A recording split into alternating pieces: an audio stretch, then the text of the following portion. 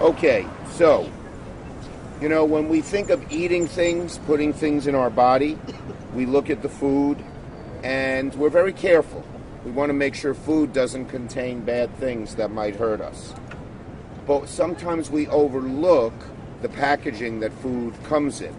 And that can be harmful as well because the packaging obviously rubs off on the food. Well, there's a toxic chemical, it's been shown to be toxic in study after study, called phthalates.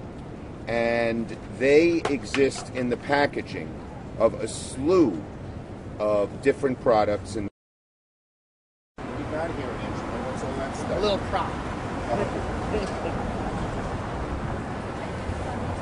Thank you. That's a study too. Okay, great. Okay, we're going to talk about three things. Phthalates in the packaging of fast foods, the new tick that prevents you from eating meat, and the recent ruling about airline seats. And the recent ruling about airline seats, okay? And then we'll take questions.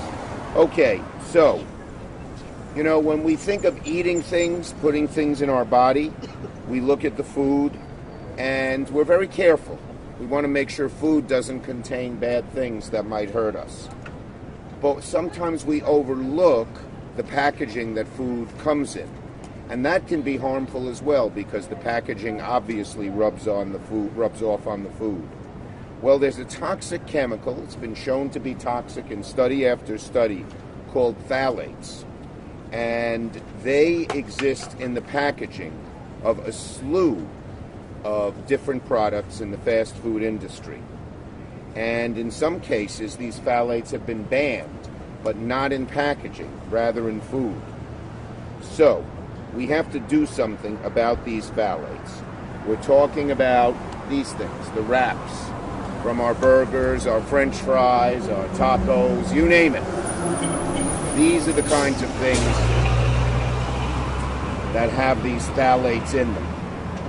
We're talking about packaging that wraps our burgers, holds our drinks, and caddies our fries. And they contain phthalates. They're used in plastic to make it more flexible and harder to break. And according to the Journal of Medicine, people, especially kids, who consume a lot of fast food have dangerous levels of phthalates in their system. It doesn't come in the food itself. Phthalates are generally in plastics. It's been banned in certain things, I think baby furniture and stuff like that. Baby bottles and stuff like that. But it's not banned in the packaging of food. And we have a whole bunch of studies. This is one from George Washington University that says that phthalates are harmful, plain and simple. So to think that we have all this data, but at the same time we're doing nothing about preventing this harmful stuff in the wrappings that cover our food and rub on our food, makes no sense. Why would you ban them in baby bottles but not ban them in the kinds of things that I showed? So, to put it facetiously, I didn't write this, but I'm going to give Angelo credit. The data has been gathered by the CDC and the Journal of American Medicine, but it's sitting in the purgatory. I said it wrong. The data has been gathered by CDC and the Journal of American Medicine, and it's sitting in purgatory. So, today I am asking the FDA to launch an investigation to the use of phthalates in fast food packaging. And Jesus loves you. Thank you, Mr. my Schumer. friend. But you got to let me talk. Thank you. Jesus. No, wait, I'm going to. I know, but it's not your press con. I I paid for this microphone. How much did you pay? Okay. So today I'm asking Jesus loves you. Thank you, my friend. That's why I'm asking the FDA to launch a formal investigation into fast food products that wrap our burgers, fries, drinks in plastics that contain phthalates. A study would help determine the safety of phthalates in food packaging, ensure that families and particularly kids are not harmed by these phthalates. You cannot assume that everything is fine. We're learning more.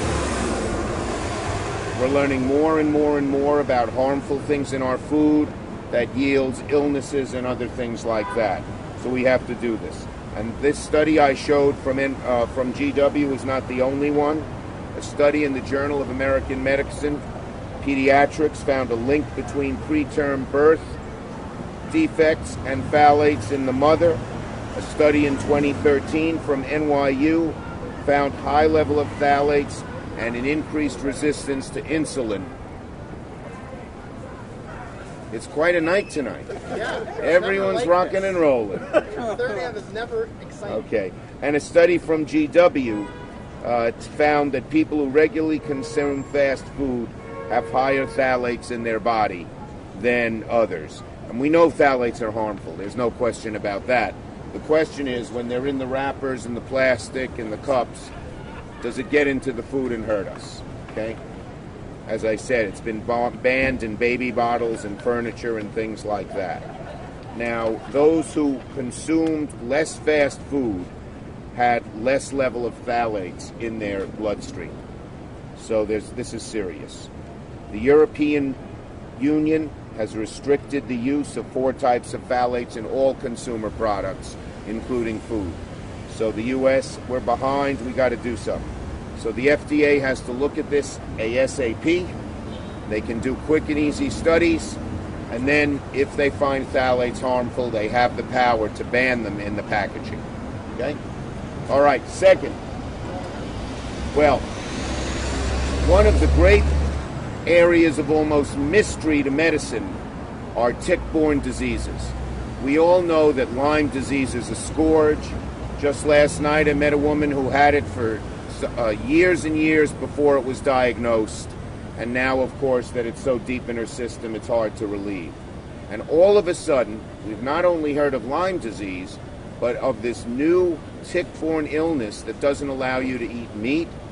It's so new they don't even have a name for the illness or the tick, but it's serious.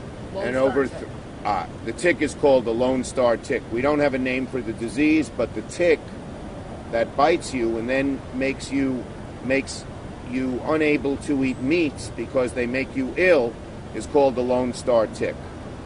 The bottom line is very simple. Tick-borne illnesses, including this new one from the Lone Star tick that doesn't allow people to eat meats without getting ill, is neglected by the NIH. I am asking the NIH to spend many more research dollars into tick-borne illnesses, whether it be Lyme disease or this new disease that you get when you're bitten by a Lone Star tick that makes you very ill if you eat meats of any kind, chicken, beef, pork, whatever. The NIH has to step up to the plate. We'll wait till he goes. Our friend the bus.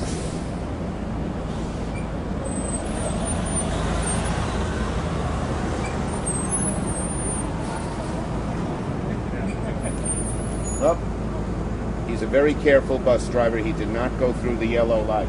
Can you hear me adequately? Is that all right with the bus going? Or should I wait? Okay.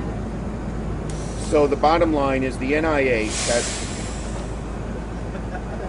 So the bottom line is that the NIH has to spend a lot more effort into looking into tick-borne illnesses, and particularly this new one from the Lone Star tick that makes you very sick if you eat any kind of meat. And third, as many of you know, I've been on a crusade to require the airlines to give you a little more leg room and make the seats a little wider. They stuff us into airplanes like we're a bunch of sardines. And I had legislation on the floor of the Senate. It was defeated.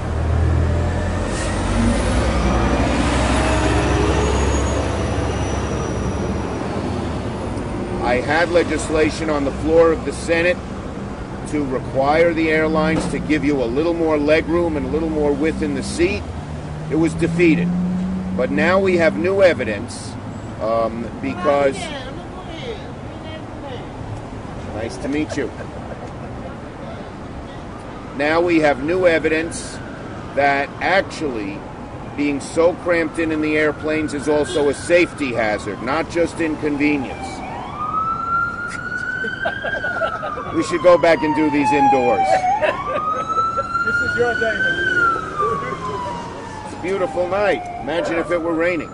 Okay, now we have evidence that it may well be that now we have evidence it may well be that when you're cramped in the seats, it's a safety hazard. Because God forbid there's a serious problem on the plane, it's a lot harder to get out. We've always known it's a horrible inconvenience that makes traveling a nightmare. I always take the little magazines and books out of that little pocket in the seat right where my knees hit, so I have a half-inch more room. And I'm not that tall. So I am asking the I am asking the FAA to look and see if there's a safety hazard, require the airlines to provide more room on the seats. It's gone from 35 inches to an average of 31 inches, and the worst airlines only give you 28 inches. That's almost inhumane. It ought to change. The new evidence of safety gives the FAA the opportunity to look into this. I hope they'll require the airlines to at least make traveling somewhat civil by giving you more legroom and seat width. Okay? Okay, first on these subjects. You always have different subjects. So you go last. On the Lone Star tick, do we have any testing that's accurate for these ticks yet? There is a test that you can know if you have the illness, but we have no cure, no antidote, nothing like that. And that's been the problem with Lyme disease as well. Any other questions on these three subjects? Phthalates, Lone Star tick, airline seats. Okay, then we can go to... One quick question on phthalates. Are they all plastics, including plastic coatings that they put over the paper products? Not all plastics have them, but most do. There are, when we ban them in baby bottles, they found substitutes. There are substitutes for phthalates that are not harmful that can be used in packaging. And that's what we want the FDA to look at. Other subjects. All right. So it's the first time we've seen you since the fail of skinny repeal of Obamacare. So can you talk a little bit about that? Yes. And encourage the Republicans who voted Well, against first, John McCain is a hero. He's been a hero of mine. He's spoken truth to power in the Senate for decades, and he did it last week when he said both the process by which this bill was come up with and the bill itself were just awful. And just about every expert agreed on that. So now my hope is very simple. I've spoken to Leader McConnell. I've spoken to about 10 of my Republican colleagues. No one thinks Obamacare is perfect. It has some problems, some very real problems. But instead of throwing out all the good things that we have in our health care system, which is what this skinny bill did, let's cure the problems that Obamacare didn't fix, but keep the good things, like medical insurance for pre-existing conditions, people getting coverage, money in Medicaid that helps people who have old parents in nursing homes, opioid addiction, etc. And we can, and I hope this is sort of a magic moment, that John McCain's great speech inspires Democrats and Republicans to work together to fix our health care system and many other things that in this country need fixing. Great. Is there any response to Russia recalling its diplomats? Not yet. They recalled a lot of diplomats. Okay? Thank you, everybody, and have a lovely rest of the day.